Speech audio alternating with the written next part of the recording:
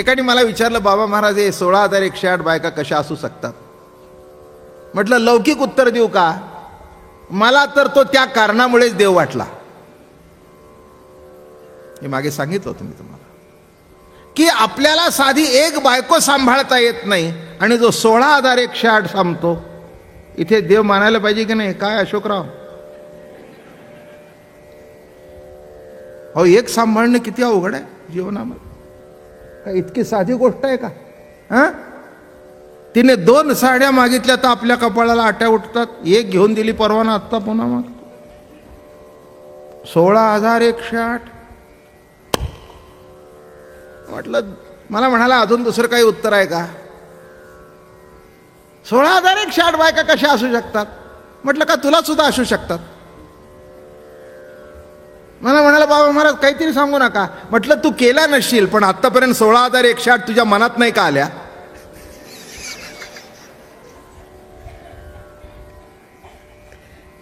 मला म्हणाला, बाबा महाराज कधी वर्मावर बोट ठेवलं. सांग की, म्हटलं लहानपणापासूनची यादी काढ. तो देव असल्या कारणाने 16,108 केल्या, पण तुझ्या मनात 16,108 आल्या नाहीत का? बेरीज केली असते तर कदाचित आणखीन 1700 पूर्ण झाला असता. 17,000 आकडा. तेव्हा ह्या चर्चा करण्यापेक्षा त्याचं विशेषत्व, त्याचं देवत्व, अमर्याद पुरुषोत्तम. लहानपणी बघा ना, आपण वर्गामध्ये पुढच्या पोराला चिमटा काढायचा. तसे इथे कुणी नसतील. किंवा एखादी पोरगी, मुलगी त्या पुढच्याला बसला, हळू चिमटा काढायचा.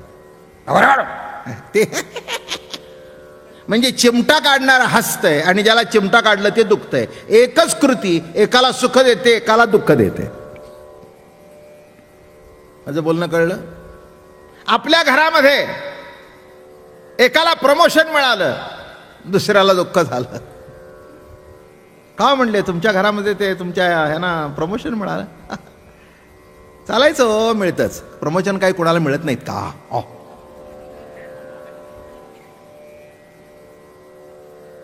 काय घराघरामध्ये तर मोठी गंमत असते. काय अहो, तुमच्या परवा जाऊबाई भेटल्या होत्या आम्हाला, गणपतीच्या दर्शनाला आल्या होत्या. तुम्ही दिसला नाही. रांगेतच त्या पुढे, मी मागे. अहो काय तुम्हाला सांगू, अगदी सोन्याने हात भरले होते. असं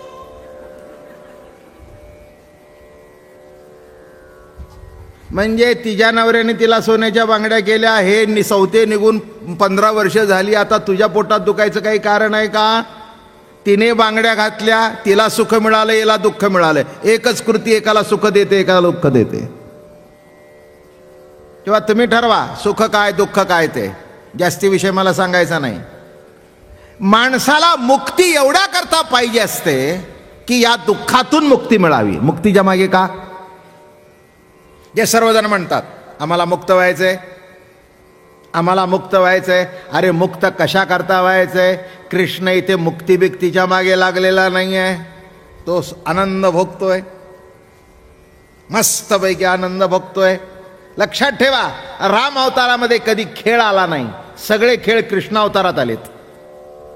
प्रत्येक गोष्टीमध्ये माणसाला आपली सोय कशी लागेल याची काळजी असते. काही चुकलं नाही. परमार्थ करत असताना सुद्धा तो आपल्या सुखाची सोय बघतो. आणि ही मोठी सोय आहे. राहण्याची सोय होईल, झोपण्याकरता 10 लाखाचा पलंग मिळेल. पण झोपेची जर सोय नसेल, झोपायची आहे. काय म्हटलं मी? झोपायची आहे. पण झोप जर जागली नाही तर सोय नाही तर गैरसोय. तसं परमार्थामध्ये 10 अवतार झाले. मच्छा कूर्म वराह नरसिंह परशुराम राम आणि कृष्ण. पण कृष्ण अवतारामध्ये सर्वसामान्य माणसाला असं वाटलं की आता आपली सोय झाली. आणि हे महत्वाचं आहे बरं का. इथे बसण्याची सोय आहे, ऐकण्याची सोय आहे आणि कळतंय ही सोय आहे. सांगणं जर कळलं नाही तर माणसं उद्यापासून येणार नाहीत. उलट हेच म्हणतील की बाबा महाराज विद्वान आहेत पण कळत काही नाही. म्हणजे शेवटी बसण्याची सोय पाहिजे, ऐकण्याची सोय पाहिजे, कळण्याची सोय पाहिजे. आणि अशी जेव्हा सोय होते तेव्हा मनुष्य त्या कार्यक्रमामध्ये आणि कोणत्याही याच्यामध्ये भाग घेतो. तसं मत्स्य उपासना निराळ्या पद्धतीने केली जाते.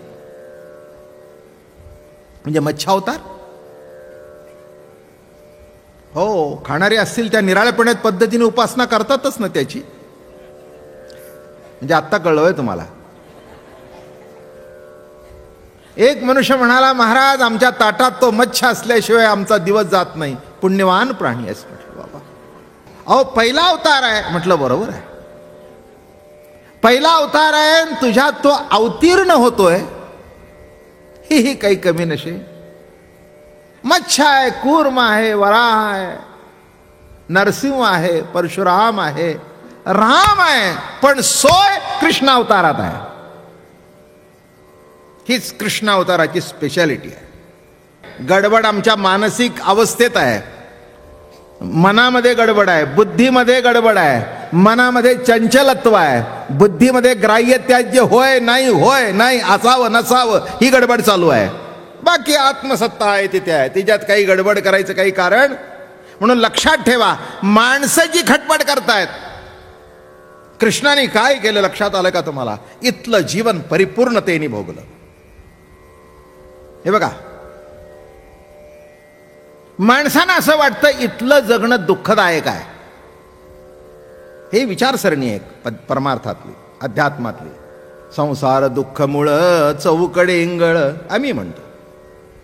संसारात दुःखाचं मूळ आहे आणि या दुःखाच्या मुळातून बाहेर पडण्याकरता परलोक आम्हाला मुक्ती मिळावी, आम्हाला मोक्ष मिळावा, आम्हाला वैकुंठात जाता यावं. आता कोण वरून गेलेलं खाली आलेलं नाही.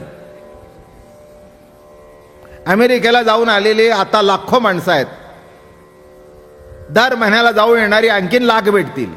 पण वैकुंठाला जाऊन कोणी खाली आलेला मला तरी भेटलेला नाही. किंवा एखादा कैलासाला जाऊन आलेलाही भेटलेला नाही. किंवा एखादा स्वर्गवासी झालेला पुन्हा इथे आलेला भेटला नाही. लक्षात ठेवा, माणसाने गृहीत धरलं हे सगळं दुःखरूप आहे, याच्यातून बाहेर पडलं पाहिजे. एक लक्षात घ्या, सुख दुःखाच्या कल्पना इंडिव्हिज्युअल आहेत. राम अवतारामध्ये योग वाशिष्ठ ऐकला आणि कृष्ण अवतारामध्ये गीता सांगितली आणि भागवती सांगितलं.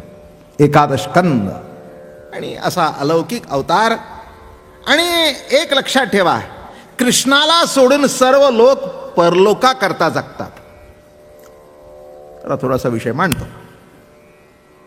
मग तो कोणी असू दे, मोक्षाकरता जगतो, जगण्याकरता जगत नाही, आहे त्या जीवनातला आनंद भोगत नाही. इथे जे काही करतो ते वर जाण्याकरता. परमार्थ कशा करता नाही का? परमार्थ कशा करता? जप तप ध्यान कशा करता? इथल्या लोका करता का परलोका करता? नाही म्हणाला, मेल्यानंतर सद्गती मिळाली पाहिजे. आपली सुद्धा माणसं मेल्यानंतर प्रार्थना करतात, त्यांच्या मृत आत्म्याला शांती मिळो. गुरुजी मला नाही कळलं बरं का, प्रवचन झालं समजून सांगा. नाही म्हणजे मृत आत्मा हा शब्द मला अजून कळला नाही. आत्मा जर नित्य आहे, अखंड आहे, अविनाशी आहे, तर तो कोणत्याही परिस्थितीत अविनाशीच आहे ना. मृत आत्मा कसा? आणि आत्मा जर मृत झाला तर शांती मिळण्याचा प्रश्नच नाही. शांती आपोआपच आहे की, कारण का? मृत झाला. म्हणून काही काही शब्द आम्ही परंपरेने वापरतो, याच्यापेक्षा दुसरं काही त्याच्यामध्ये तथ्य असं मला तरी वाटत नाही. आता आणखीन कोणाला काय वाटत असेल तर वाटत असेल.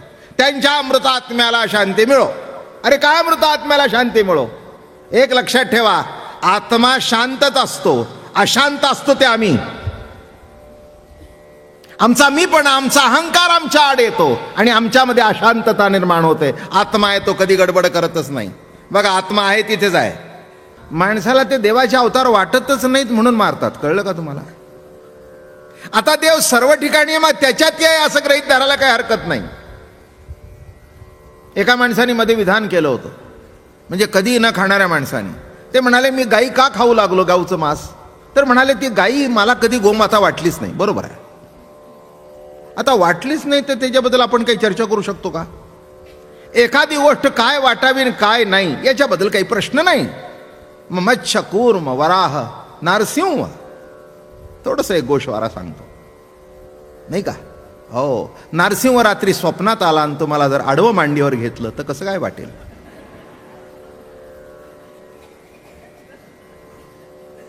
नाही, पुणेकर म्हणून काही स्पेअर करणार नाही तुम्हाला तो.